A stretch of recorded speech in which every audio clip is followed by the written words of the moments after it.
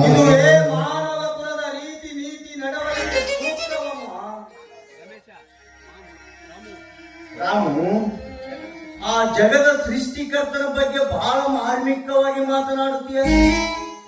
ನಿನ್ನ ಮಾತು ಕೇಳುತ್ತಾ ನಿಂತರೆ ನನ್ನ ದೇಹವು ರೋಮಾಂಚನಕಾರಿಯಾಗುತ್ತದೆ.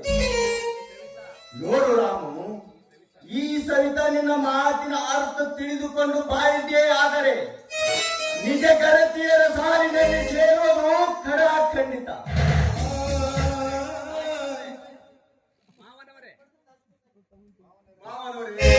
ನನ್ನ ತಂಗಿ ಬಡದರ ಹಸುಗುಸು ಆಗಿ ನಿಮ್ಮ ಕಿರೀಟದ ಅರಮನೆಗೆ ಬಜಿಯಾಗಿ ಹೊರಟಿವಳು.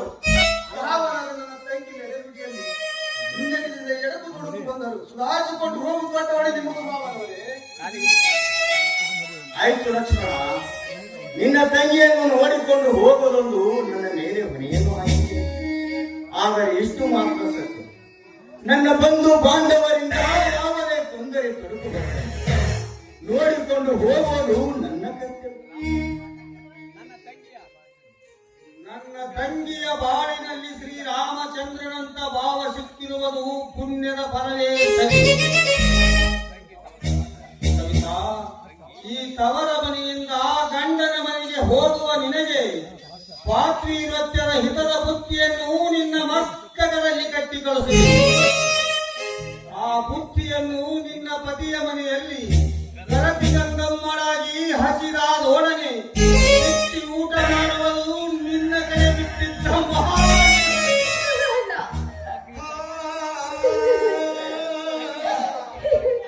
ಸಾಕ್ಷಿಯಾಗಿ ಸಪ್ತಪದಿ ತುಳಿದು ಧರ್ಮದ ಸಂಪ್ರದಾಯದಲ್ಲಿ ವಸ್ತ್ರ ಮುಷ್ಟಿಯಲ್ಲಿ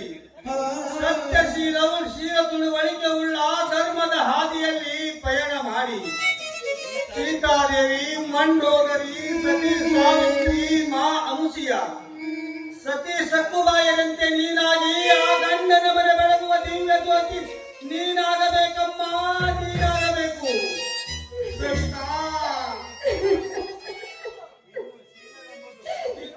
ಶೀಲ ಎಂಬುದು ಒಂದು ಪವಿತ್ರವಾದ ಅಂತರ ಗಂಗೆ ಇದ್ದ ಹಾಗೆ. ಕೆಲವೊಂದು ಕಾಮಾಂಗರು ಕರ್ಮಗಳು ತಮ್ಮ ಕಲಿಸುತ್ತ ಮಾಡಲು ಪ್ರತಿಜ್ಞೆ ಅಂತವರಿಗೆ ಶಿವ ಶಬ್ದವಾಗಿ ಶಿವಮಣಿಯಂತೆ ಸಾಗಬೇಕಮ್ಮ, ಸಾಗಬೇಕು.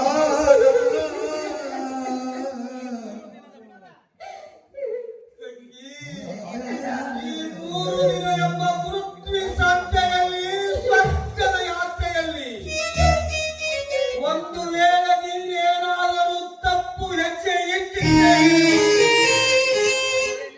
ಅಂದೇ ಈ ನಿನ್ನ ಅಣ್ಣನಿಂದ ಪಾಡಿಗೆ ಸತ್ತನೆಂದು ತಿಳಿಯಬಹುದು.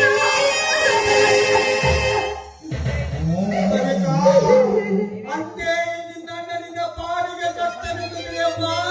ಇದೇ ನಿನ್ನ ಅಣ್ಣನ ನುಡಿಯಮ್ಮ, ಇದೇ ನಿನ್ನ ಅಣ್ಣನ ನುಡಿ.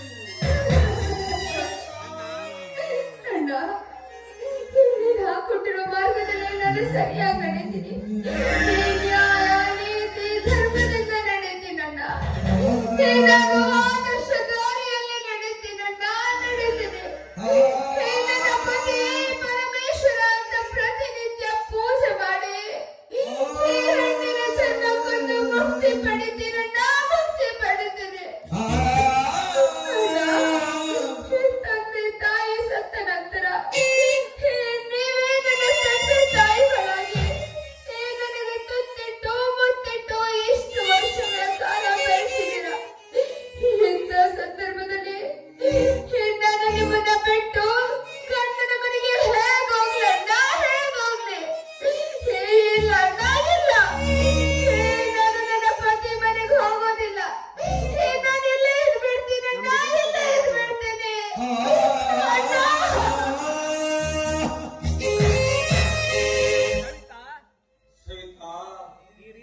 ಈ ರೀತಿ ಮಾತನಾಡಬಾರದಮ್ಮ. ತಿಳಿದವರಾದ ನಿನಗೆ ವಿಶೇಷ ಹೇಳುವುದಲ್ಲಿ ಅರ್ಥವಿಲ್ಲ. ಕೊಟ್ಟ ಹೆಣ್ಣು ಕುಲಕ್ಕೆ ಹೊರಗೆಂಬಂತೆ, ಹೆಣ್ಣು ಕೊಟ್ಟ ಮೇಲೆ ಬೆನ್ನು ಕೊಟ್ಟ ಹಾಗೆ. ತಂಗಿ, ಈ ಬಡವನ ಮನೆಯಿಂದ ಶ್ರೀಮಂತರ ಮನೆ ಸೊಸೆಯಾಗಿ ಹೋಗುವ ನಿನಗೆ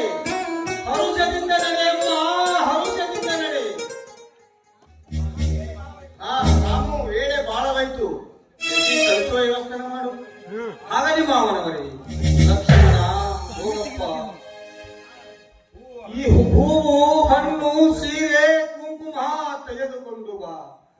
ಈ ಹೆತ್ತಮ್ಮನೆಲ್ಲನ ಮನೆಯಲ್ಲಿ ನಾವೇ ಹೆತ್ತಮ್ಮನಾಗಿ ತಂಗಿಯನ್ನು ಉಳಿತುಂಬಿ ತಂಗಿಯನ್ನು ಹರ್ಷದಿಂದ ಬೀಳು ಬಿಡೋಣ ತಮ್ಮ.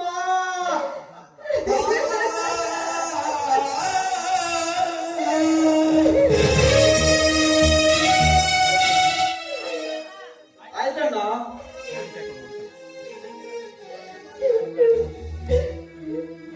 ಅಣ್ಣ ತಂಗಿ